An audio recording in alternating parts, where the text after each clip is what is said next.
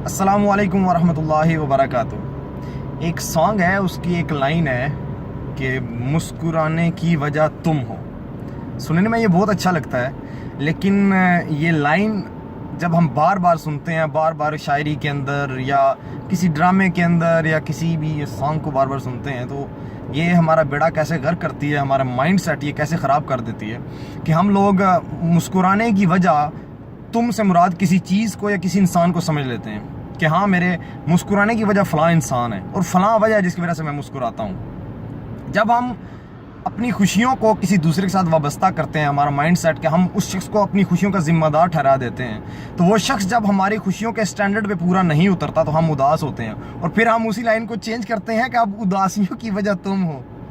اداسیوں کی وجہ تم ہو بن تو گیا، ہم نے اب کیا ہوا، ہم نے اس شخص کو بلیم کرنا شروع کر دیا کہ تم نے میرے ساتھ اچھا نہیں کیا، تم نے میرے ساتھ برا کیا ہے، میں اداس ہوں، فلاں ہوں۔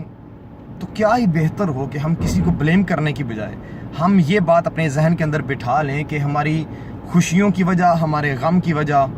ہمارے دھوپ میں کام کرنے کی وجہ اور یہاں پر بیٹھنے کی جو وجہ ہے وہ صرف ہم خود ہیں، اس کا ذمہ دار کوئی اور شخص نہیں ہوتا ہے۔ ہماری کامیابی، ہماری ناکامی، اس چیز کا صرف ذمہ دار ایک شخص ہوتا ہے اور وہ ہم خود ہوتے ہیں۔ اور یہ بات میں نے اپنی لائف کا ایک بہت ہی پیارا رشتہ کھو کر میں نے یہ سیکھی ہے۔ اس سے پہلے پہ آپ بھی کوئی رشتہ کھوئیں، اپنے ذہن کے اندر یہ بات بٹھا لیں کہ آپ خود ہر چیز کے ذمہ دار ہیں، کوئی اور نہیں۔ اور جب آپ نے اپنی خوشیوں کا اور اپنی دکھ سکھ کا ذمہ دار اپنے خود کو ٹھہرا لیا تو یقین مانیے انشاءاللہ آپ نہ کوئی رشتہ کھوئیں گے اور نہ ہی کوئی انسان آپ سے اس وجہ سے دور جائے گا کہ آپ اس کو ہر بات پہ بلیم کرتے ہیں کہ تم ہو، تم نے فلاں کیا، تم نے یہ کیا، تم نے وہ کیا۔ نو،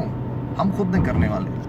تو اس لیے اپنے مائنڈ سیٹ کو چینج کیجیے اور کم از کم ایسے گانوں سے بہت دور رہیے اگر آپ نے اپنے ریلیشنز کو ایک لانگ ٹرم پہ لے کے جانا ہے تو۔